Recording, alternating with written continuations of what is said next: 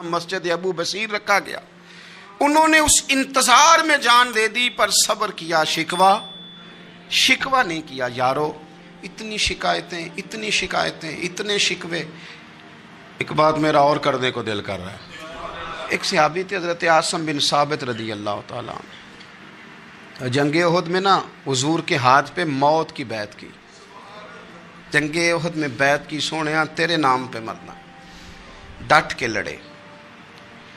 سلافہ بن سعد کے 2 بیٹے بدر میں قتل کیے انہوں نے۔ اس نے قسم کھائی کہ معاذ اللہ میں ان کا سر منگا کے تو ان کی کھوپڑی میں شراب پیوں گی۔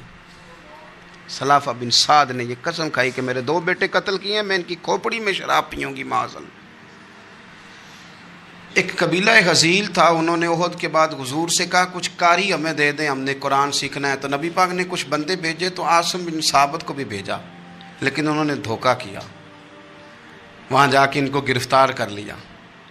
جب گرفتار کر کے مکے والوں کے ہاتھ بیچنے لگے تو حضرت عاصم بن ثابت نے تلوار نکال لی، فرمانے لگے میں کافر کا قیدی ہو کے جینے سے بہتر ہے شہادت کی موت مر جاؤں۔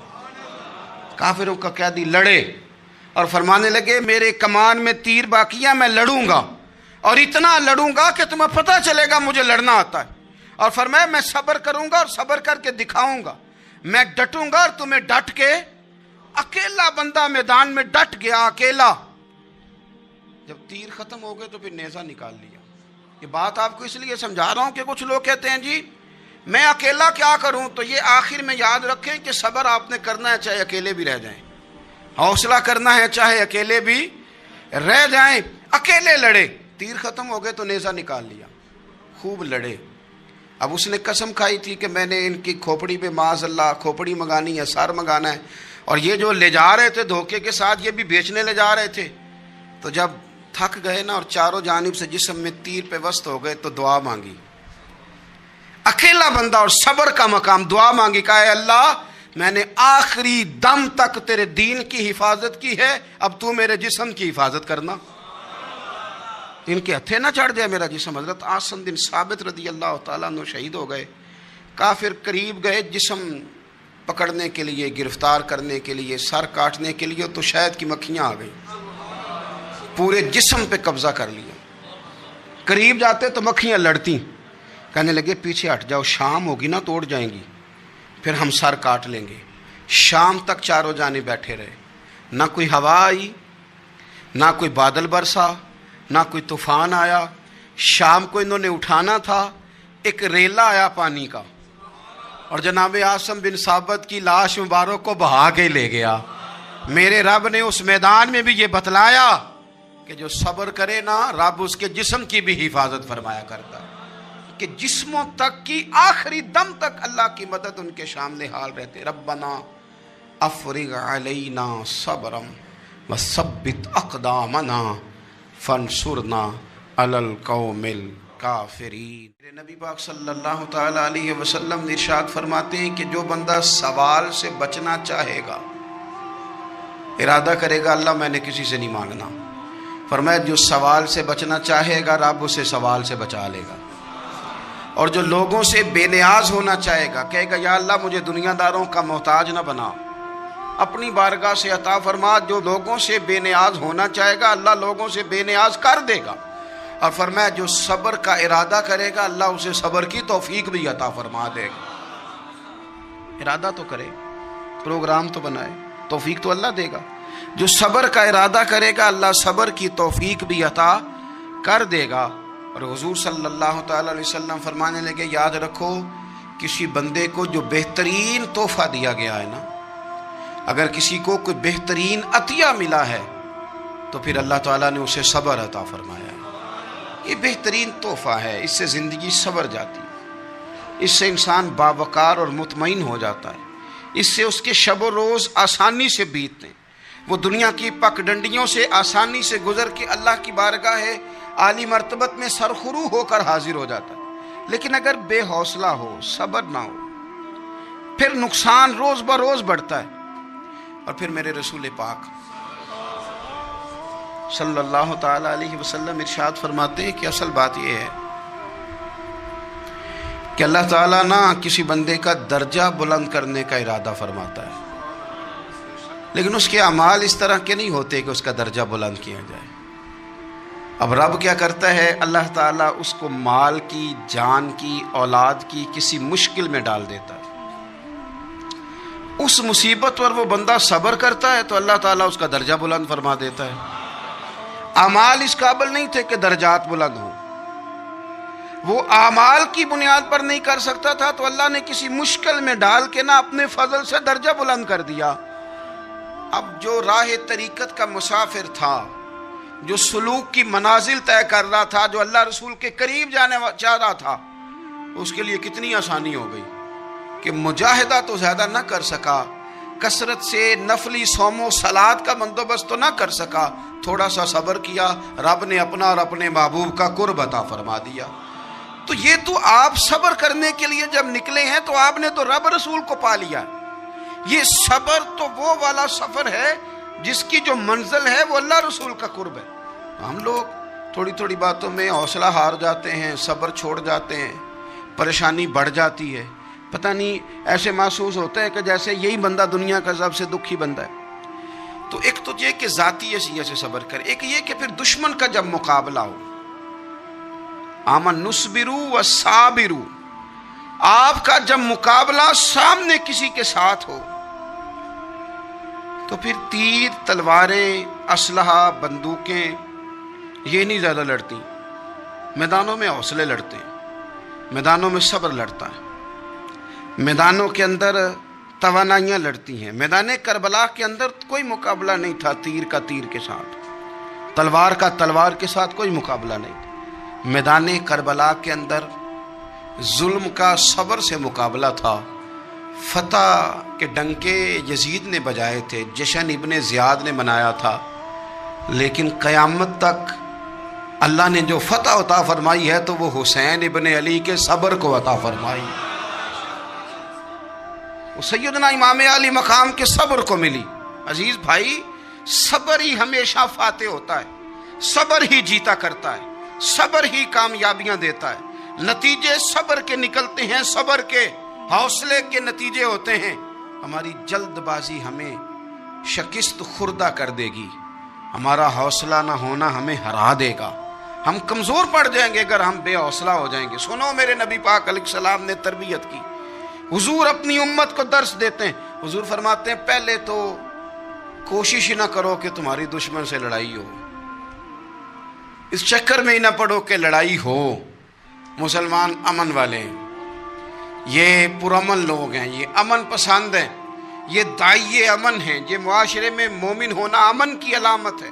فرمایا پہلے تو یہ پروگرام ہی نہ بناؤ کہ تمہاری لڑائی ہو، اور فرمایا پھر اگر ہو جائے نا تو پھر صبر کے ساتھ مقابلہ کرو، پھر ڈٹ کے مقابلہ کرو، اور پھر یاد رکھو کہ یہ جو جنت ہے یہ تلواروں کے سائے میں ہے، جنت تلواروں کے سائے میں تمہیں ملے گی۔ پھر ڈٹنا سیکھو۔ پہلے تو بات یہ کہ تم یہ ارادہ ہی نہ کرو لڑائی، اور اگر کبھی ہو جائے وہ لوگوں کو بتاؤ کہ ہیں ہم پرامن لوگ، پر دین کے لیے کھڑا ہونا ہو تو پھر ہم سے زیادہ کسی کو کھڑا بھی نہیں ہونا آتا، پھر ہم سے زیادہ کسی کے پاس طاقت بھی نہیں۔ حضرت مولا علی شیر خدا رضی اللہ تعالیٰ عنہ کے زمانے میں کفر کے ساتھ ایک جنگ ہو رہی تھی، تو کافروں نے نا جاسوس بھیجے کہ یار پتہ تو کرو مسلمانوں کی تیاری کس طرح کی ہے۔ تو جاسوس واپس جا کے کہنے لگا سمجھ کوئی نہیں آئی ان کی، وہ تو راہب قسم کے لوگ ہیں، صوفی قسم کے لوگ ہیں، وہ تو کٹے ہوئے ہیں دنیا سے، مسلوں پہ بیٹھ جاتے ہیں، رات کو تو لگتا ہے دنیا سے تعلق ہی کوئی نہیں، لیکن سویرے اٹھ کے میدان میں تلوار لے کے نکلتے ہیں تو لگتا ہے ان سے بڑا مجاہد ہی کوئی نہیں۔ یہ عجیب لوگ ہیں کہ رات کو مسلح پہ بیٹھے تو لگتا ہے کٹ گئے دنیا، یہ صوفی لوگ ہیں، درویش ہیں۔ یہی مسلمان کی شان ہے، ہو ہلکا یاراں تو برے شم کی طرح نرم، رزم حق و باطل ہو تو فولاد ہے مومن، ادھر آ ستمگر ہنر آزمائے تو تیر آزما، ہم جگر آزمائے، ہم تجھے اپنا حوصلہ بتاتے ہیں کتنا، دیکھ ہمارے حوصلے سے ٹکرا کے دیکھ یہ کتنا طاقتور اور مضبوط ہے۔ تو عزیز بھائی، اگر زندگی میں آپ کو صبر کرنا آ گیا، میں بڑے دنوں سے یہ عنوانات بیان کر رہا ہوں، اور آج تو خصوصی طور پر رمضان شریف کے اس جمعے میں میں اپیل کرنا چاہتا ہوں آپ سے کہ کمزور باتیں کرنی چھوڑ دیں، مایوسی کے جملے اپنی زندگی سے نکال دیں. ہم مسلمان ہیں. آپ بیمار ہو گئے ہیں تو یہ بھی خدا کا فضل ہے، گناہ معاف ہوں گے. اگر اللہ تعالیٰ نے فقیر بنا دیا، غریبی آ گئی ہے تو یہ بھی فضل ہے، امیروں سے پہلے جنت میں جائیں گے. اگر اللہ تبارک و تعالیٰ نے کسی جگہ آپ کو مکان نہیں دیا اور دوسرے کو دے دیا ہے تو آپ وہ لوگ ہیں جو عظیم سنت ادا کر رہے ہیں سیدنا بلال حبشی کی. اگر کسی جگہ کوئی کمزوری آ گئی ہے، کوئی پیچھے رہ گئے ہیں تو یہ خدا کا فضل ہے.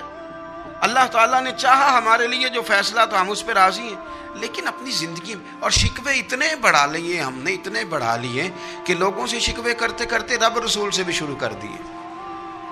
غلام بھی کبھی شکوہ کرتا ہے، آقا کا بھی شکوہ ہوتا ہے، بندہ بھی کبھی شکوہ کرتا ہے، رب کا بھی شکوہ ہوتا ہے، یہ بھی کبھی ہوتا ہے. آپ نہ مانے پر یہ شکوہ ہے کہ میں بڑے ڈاکٹروں کے پاس گیا ہوں آرام نہیں آیا. نہ مانے پر یہ شکوہ ہے میں نے کبھی کسی کو ستایا تو نہیں پر میرے حالات نہیں ٹھیک ہوتے. آپ نہ مانے پر یہ شکوہ ہے کہ فلانے کے پاس دولت زیادہ ہے، اس نے پتہ نہیں وہ آگے نکل گیا اور میں پیچھے رہ گیا. نہ مانے پر یہ شکوہ ہے. کس سے کر رہے ہو؟ رب رسول سے. او آس بولے تے او دی مہربانی اساں تے لاڈ ہی لڑاونے نے. کس سے شکوہ کر رہے ہو؟ خدا کے بندو، غلام غلامی کرتے ہیں، شکوے کرتے ہیں کوئی. حضرت ام سلمہ رضی اللہ تعالیٰ عنہ، شوہر کا نام ہے ابو سلمہ، بیٹے کا نام ہے سلمہ. کہتی ہیں میں، میرا شوہر، میرا بیٹا، تینوں، چھوٹا بیٹا میرا، ہم نکلے مکہ مکرمہ سے مدینہ طیبہ جانے کے لیے. ایک کی بیٹا ہے، خاندان جمع ہے، شوہر کی گود میں بیٹا، اونٹ کے پیچھے میں. فرماتی ہیں مدینے کی سرحد آ گئی تو میرے میکے والے آ گئے، کہنے لگے ابو سلمہ نہیں لے جانے دیں گے مدینے اپنی بیٹی کو. میں نے کہا میں مسلمان ہوں، میں تو اپنے شوہر کے ساتھ مدینے جاؤں گی. انہوں نے کہا نہیں جا سکتے، تو نے جانا ہے تو جا، ہماری بیٹی نہیں جائے گی. زبردستی مجھ سے انہوں نے مجھے میرے شوہر سے الگ کیا. کہتی ہیں پھر میرے شوہر کے قبیلے والے آ گئے، وہ کہنے لگے اگر تم اپنی بیٹی کو نہیں نہ جانے دیتے تو یہ جو ہمارا پوتا ہے یہ ہماری نسل ہے، تمہارا نہیں، اسے ہم نہیں جانے دیں گے. وہ بچہ اپنی طرف کھینچتے تھے، میں اپنی طرف کھینچتی تھی. مدینے کی سرحد پہ یہ جھگڑا زمین کے لیے نہیں ہو رہا، مکان کے لیے نہیں ہو رہا، حضور کے مدینے جانے کے لیے ہو رہا، حضور کے مدینے جانے کے لیے ہو رہا، مدینے جانے کے لیے ہو رہا. لنگ کئی مہینے تے برس گئے تے تیری دید نو دیدے ہی ترس گئے. انہوں نے بچہ کھینچا، میں نے اپنی طرف کھینچا، میرے بچے کا بازو اتر گیا. فرماتی ہیں میرے شوہر مدینے چلے گئے، بیٹا میرا میرے سسرال والے لے گئے، مجھے میکے والے لے گئے. آج بھی کچھ سیانے بندے کہتے ہیں اس کو نکال دو اور بچے چھین لو. ان کا بھی خیال تھا کہ بیٹا لے جائیں گے نا تو ابو سلمہ بھی مدینے سے واپس آ جائے گا، یہ بھی واپس آ جائے گا. او یار، اتنا بڑا بھی ظالم کوئی نہیں ہوگا جو ماں باپ سے بچے جدا کرے. فرماتی ہیں کہ وہ لے گئے چھین کے، میں میکے چلی گئی. لوگ روٹی کھاتے تھے، میرے حلق سے نہیں گزرتی تھی. زمانہ سویا کرتا تھا، میں سو نہیں پاتی تھی. بیٹا کہاں، شوہر کہاں، میں کہاں. ام سلمہ کتنی دیر تکلیف کاٹی؟ جناب ام سلمہ کہنے لگی لوگوں ایک دو دن نہیں، پورا سال بیت گیا، پورا سال. پر جے سونا ہی میرے دکھ وچ راضی، جے سونا ہی مارو مارو مینو مار مکاؤ، میں کوئی عذر نہ پیش لے آواں، او جے سونا ہی میرے دکھ وچ راضی، پھر سکھ نو چلے ڈاواں. فرمایا سال بیت گیا، لوگ صبح اٹھ کے کام کاج پہ لگ جاتے، کپڑے بدلتے، ڈیوٹیاں کرتے، اور میں سویرے اٹھ کے اس جگہ آ جاتی جہاں میرا شوہر اور میرا بیٹا بچھڑا تھا. میں سارا دن روتی، آہوزاری کرتی، حضور کے مدینے کی طرف منہ کر کے میں تڑپتی. سال بیت گیا، سال، ایک ہفتہ نہیں نکلتا بچوں کے بغیر. بڑے بڑے سیانے لوگ پردیس جاتے ہیں تو بچوں کی فوٹو دیکھ دیکھ کے روتے ہیں، لیکن کہتی ہے ماں تھی، بیٹا بچھڑا اور پھر بیٹا بیمار ہو اور ماں سے جدا ہو، کتنی تکلیف کا منظر ہے. آپ فرماتی ہیں کہ ایک سال بیت گیا اور میں نے کسی کی منت نہیں کی، میں نے کوئی شکوہ نہیں کیا، اس لیے کہ جس حال میں رب و رسول رکھے۔ یہ حوصلہ، یہ صبر، یہ توانائی۔ 1 سال کے بعد میرے چچا کا بیٹا میرے پاس سے گزرا، تڑپتے دیکھ کر کہنے لگا میری بہن تو سارا دن روتی رہتی ہے۔ تو میں نے کہا بھائی تمہیں کیا بتاؤں، اس کا شوہر چلا جائے، بیٹا جدا ہو جائے، وہ کیا کرے گی؟ فرماتے اس نے جا کے میرے باپ سے، اپنے والد سے، میرے خاندان والوں سے کہا اس کی سزا کب ختم ہوگی؟ اس غریبنی کا قصور یہ ہے کہ یہ مدینے والے کا کلمہ پڑھتی ہے، اس کی غلطی یہ ہے کہ یہ مسلمان ہو گئی ہے، دین حق قبول کر لیا ہے، کیوں نہیں تم خیال کرتے؟ کہتے ان کے دل نرم ہوئے، وہ رضامند ہوئے مجھے مدینے جانے۔ پھر اس نے کوشش کی میرے سسرال پیغام بھیجے، کب بس کرو، اور بچہ تو چڑیا کا جدا ہو جائے تو وہ تڑپا کرتی ہے، اور تم نے ایک جیتی جاگتی ماں کا بیٹا جدا کیا ہے۔ وہ بھی نرم ہوئے، رب نے اسباب بنائے، میرا بیٹا مجھے ملا۔ کہنے لگے تو رہ جا، میں نے کہا نہیں، تم مسلمان نہیں ہو، تمہیں پتہ نہیں نا، میں یہاں نہیں رہ سکتی، مجھے مدینہ ہی جانا ہے۔ اکیلی اتنا سفر، جنگلوں کا رستہ، پہاڑی رستہ طے کر لو گی؟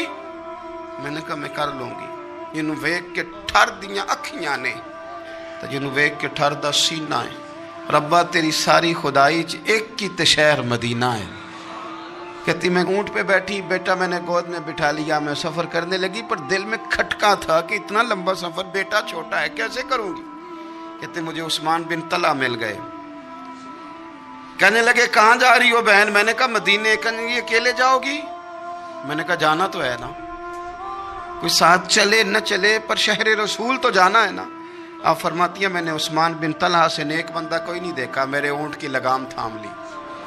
جب مجھے اونٹ پہ بٹھاتے تھے نا، اونٹ بٹھا کے چلے جاتے تھے، میں بیٹھ جاتی تھی تو آ کے لگام تھامتے تھے۔ جب کہیں مجھے اتارتے تھے تو اونٹ بٹھا کے چلے جاتے تھے، میں اتر جاتی تھی تو اونٹ کو باندھتے تھے۔ سونا ہوتا تھا تو اونٹ بٹھا دیتے، میں اتر جاتی، وہ دور جا کے لیٹ جاتے۔ فرماتی تھی پھر میرے لیے میرے رب نے اسباب پیدا کیے اور میں مدینہ پہنچی، میں شوہر سے ملی، اور لوگوں میرے نصیب دیکھو، میں رہنے کہاں لگی؟ حضور کے مدینے میں، شہر رسول میں، شہر رہ پائے نظر ہوش میں آ، یہ کوہ نبی ہے، میں حضور کے حرم کی زمین اور قدم رکھ کے چلنا۔ ارے سر کا موقع ہے او جانے والے، مدینے کے خطہ تجھ کو رکھے، غریبوں فقیروں کے ٹھہرانے والے۔ کہتی ہے میں وہاں بسنے لگی۔ آپ فرماتی ہے مسلمانوں شاید مجھ سے زیادہ تکلیف کسی نے نہ سہی ہو، پر دیکھو 1 سال پورا میں تکلیف میں رہی، اور جب میرا صبر سال کو پہنچا، صبر کی عمر 1 سال ہوئی، تو پھر رب نے بندوبست کیا، پھر میرے گھر والے بھی نرم ہو گئے، سسرال والے بھی نرم ہو گئے، رب نے میرے آنے جانے کے لیے ایک بندے کا بندوبست بھی فرما دیا، پھر میرا شوہر تک بھی میں پہنچ گئی، مجھے مدینہ الرسول بھی نصیب ہوا۔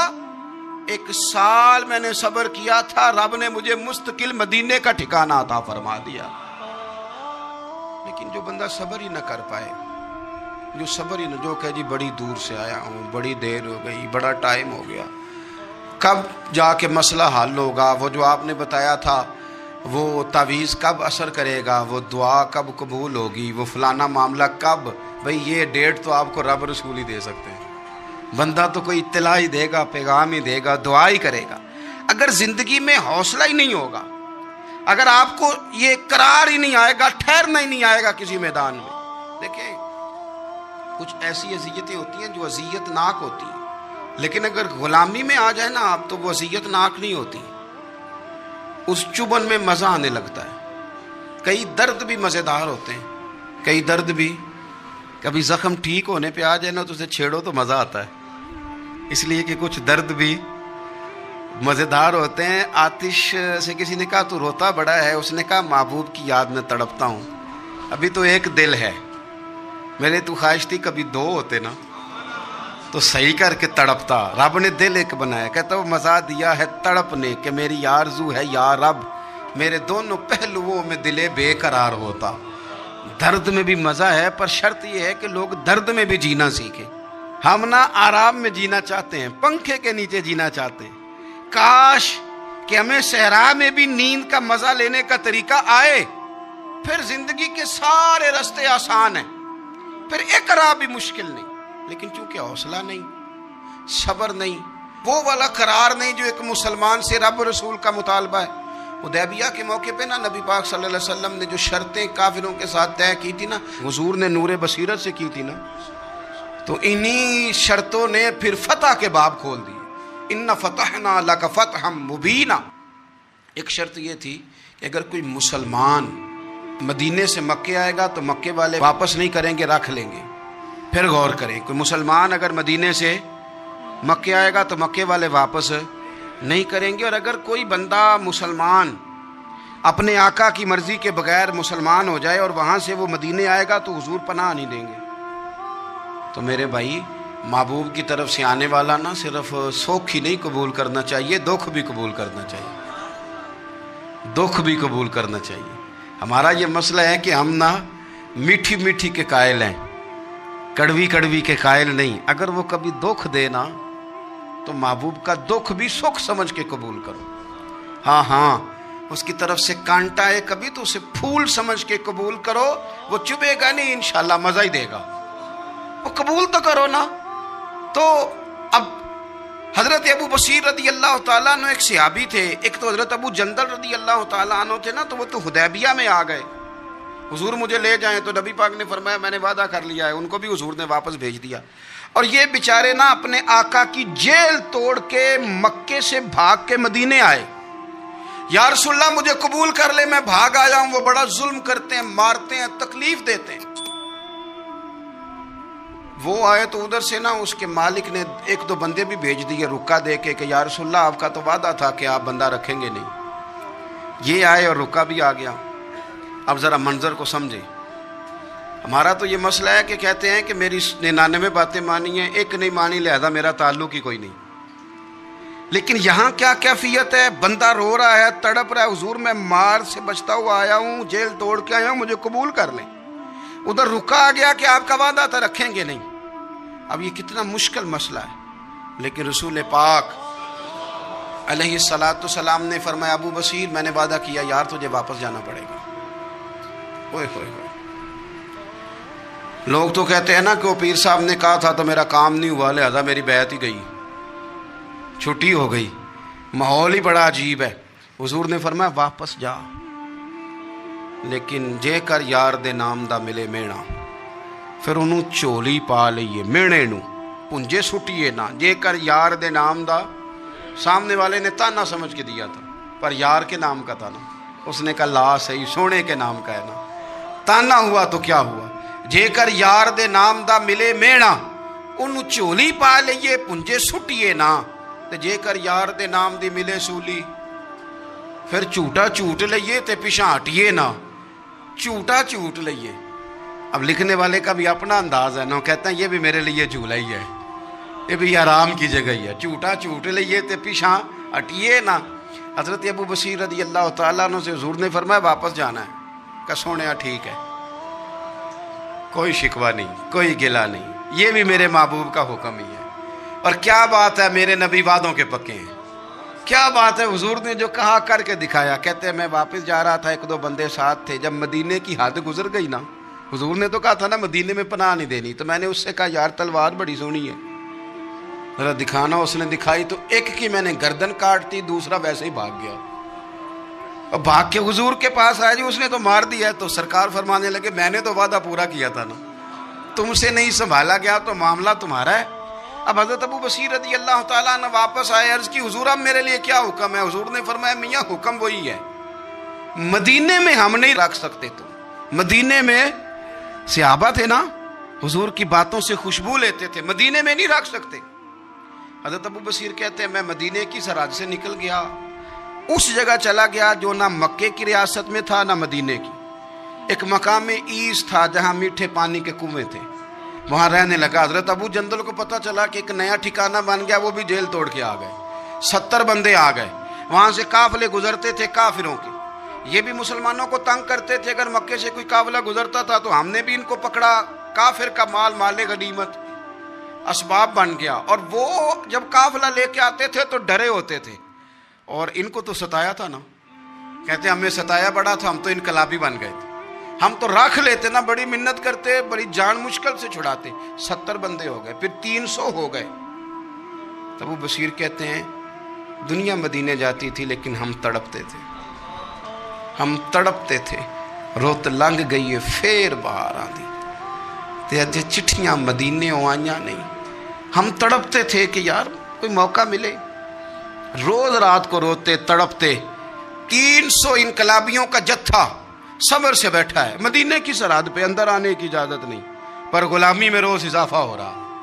صبر دیکھو، غلامی میں روز اضافہ ہوتا ہے۔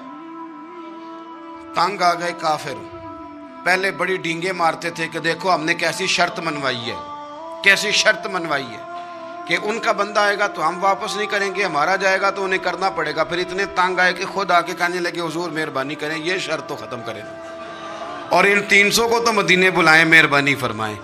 حضور بڑے خوش ہوئے، آج غلاموں کے نام پیغام لکھا، غلاموں کے نام پیغام لکھا، چٹھی لکھی حضور نے۔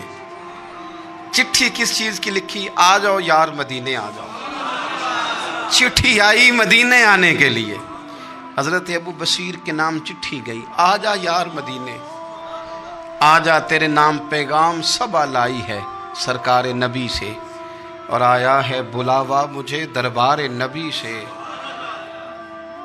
پیغام آیا۔ حضرت ابو بصیر اتنے بیمار تھے کہ نزع کا عالم تھا، لیکن اس عالم میں بھی انتظار تھا۔ اس آخری ویلے اکھیاں میریاں رات تکنائے تیرا تے سجنا کچھ بھی نہیں جانا، یہ پا جاویں ایک پھیرا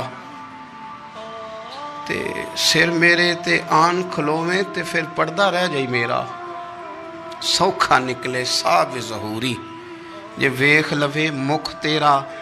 حضرت ابو بصیر کو نہ وہ رکا گیا، حضور کی چٹھی گئی تو یوں چٹھی پڑی، حضور نے فرمایا آ جانا، رستہ کھل گیا ہے، تو آ جا، کھل گیا رستہ۔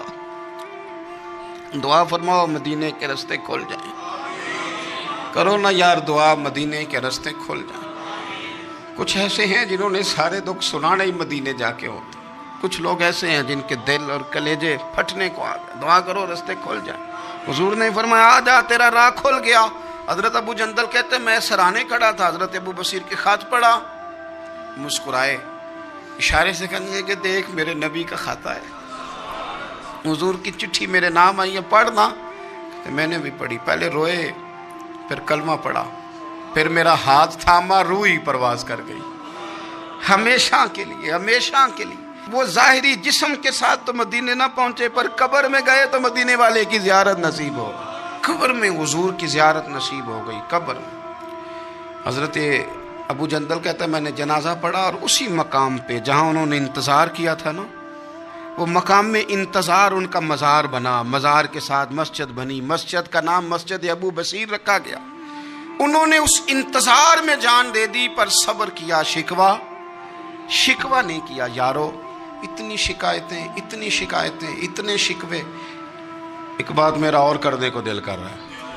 ایک صحابی تھے حضرت عاصم بن ثابت رضی اللہ تعالیٰ عنہ، جنگ احد میں نا حضور کے ہاتھ پہ موت کی بیعت کی، جنگ احد میں بیعت کی، سونیا تیرے نام پہ مرنا، ڈٹ کے لڑے۔ سلافہ بن سعد کے 2 بیٹے بدر میں قتل کیے انہوں نے۔ اس نے قسم کھائی کہ معاذ اللہ میں ان کا سر منگا کے تو ان کی کھوپڑی میں شراب پیوں گی۔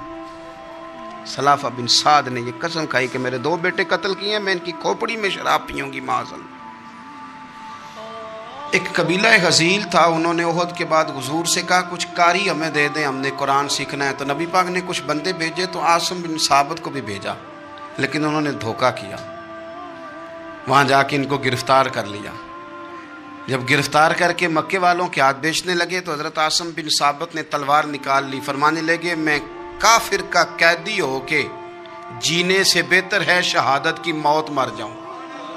کافروں کا قیدی لڑے اور فرمانے لگے میرے کمان میں تیر باقی ہے، میں لڑوں گا، اور اتنا لڑوں گا کہ تمہیں پتہ چلے گا مجھے لڑنا آتا ہے۔ اور فرمایا میں صبر کروں گا، اور صبر کر کے دکھاؤں گا، میں ڈٹوں گا، اور تمہیں ڈٹ کے۔ اکیلا بندہ میدان میں ڈٹ گیا، اکیلا۔ جب تیر ختم ہو گئے تو پھر نیزہ نکال لیا۔ یہ بات آپ کو اس لیے سمجھا رہا ہوں کہ کچھ لوگ کہتے ہیں جی میں اکیلا کیا کروں، تو یہ آخر میں یاد رکھیں کہ صبر آپ نے کرنا ہے چاہے اکیلے بھی رہ جائیں، حوصلہ کرنا ہے چاہے اکیلے بھی رہ جائیں اکیلے لڑے، تیر ختم ہو گئے تو نیزہ نکال لیا، خوب لڑے۔ اب اس نے قسم کھائی تھی کہ میں نے ان کی کھوپڑی پہ معاذ اللہ کھوپڑی منگانی ہے، سر منگانا ہے، اور یہ جو لے جا رہے تھے دھوکے کے ساتھ یہ بھی بیچنے لے جا رہے تھے۔ تو جب تھک گئے نا اور چاروں جانب سے جسم میں تیر پہ وسط ہو گئے تو دعا مانگی، اکیلا بندہ اور صبر کا مقام، دعا مانگی، کہا اے اللہ میں نے آخری دم تک تیرے دین کی حفاظت کی ہے، اب تو میرے جسم کی حفاظت کرنا، ان کے ہتھے نہ چڑھ جائے میرا جسم۔ حضرت عاصم بن ثابت رضی اللہ تعالیٰ عنہ شہید ہو گئے۔ کافر قریب گئے جسم پکڑنے کے لیے، گرفتار کرنے کے لیے، سر کاٹنے کے لیے، تو شہد کی مکھیاں آ گئیں، پورے جسم پہ قبضہ کر لیا۔ قریب جاتے تو مکھیاں لڑتی، کہنے لگے پیچھے ہٹ جاؤ، شام ہوگی نا توڑ جائیں گی، پھر ہم سر کاٹ لیں گے۔ شام تک چاروں جانے بیٹھے رہے، نہ کوئی ہوا آئی، نہ کوئی بادل برسا، نہ کوئی طوفان آیا۔ شام کو انہوں نے اٹھانا تھا، ایک ریلا آیا پانی کا، اور جناب عاصم بن ثابت کی لاش مبارک کو بہا کے لے گیا۔ میرے رب نے اس میدان میں بھی یہ بتلایا کہ جو صبر کرے نا رب اس کے جسم کی بھی حفاظت فرمایا کرتا، کہ جسموں تک کی آخری دم تک اللہ کی مدد ان کے سامنے حال رہتے۔ ربنا افرغ علینا صبرا وثبت اقدامنا فانصرنا علی القوم الکافرین۔ السلام علیکم ورحمۃ اللہ وبرکاتہ۔ یہ حدیث سنیں جس سے آپ کے علم میں اضافہ ہوگا، اور اس حدیث کو سننے سے آپ کی زندگی بھی بدل سکتی ہے۔ آپ صلی اللہ علیہ وآلہ وسلم نے وحی کے رک جانے کے زمانے کے حالات بیان فرماتے ہوئے کہا کہ ایک روز میں چلا جا رہا تھا کہ اچانک میں نے آسمان کی طرف ایک آواز سنی، اور میں نے اپنا سر آسمان کی طرف اٹھایا، کیا دیکھتا ہوں کہ وہی فرشتہ جو میرے پاس غار حرا میں آیا تھا وہ آسمان و زمین کے بیچ میں ایک کرسی پر بیٹھا ہوا ہے۔ میں اس سے ڈر گیا، اور گھر آنے پر میں نے پھر کمبل اوڑھنے کی خواہش ظاہر کی۔ اس وقت اللہ پاک کی طرف سے یہ آیات نازل ہوئی، اے لحاظ اڑ کر لیٹنے والے، اٹھ کھڑا ہو اور لوگوں کو عذاب الہی سے ڈرا، اور اپنے رب کی بڑائی بیان کر، اور اپنے کپڑوں کو پاک صاف رکھ اور گندگی سے دور رہ۔ اس کے بعد وہی تیزی کے ساتھ بے در پیر آنے لگی۔ اس حدیث کو یحییٰ بن بکیر کے علاوہ لیث بن سعید سے عبداللہ بن یوسف اور ابو صالحہ نے بھی روایت کیا ہے، اور عقیل کے علاوہ زہری سے حلال بن رواد نے بھی روایت کیا ہے۔ یونس اور معمر نے اپنی روایت میں لفظ فوادہ کی جگہ بوادر نقل کیا ہے۔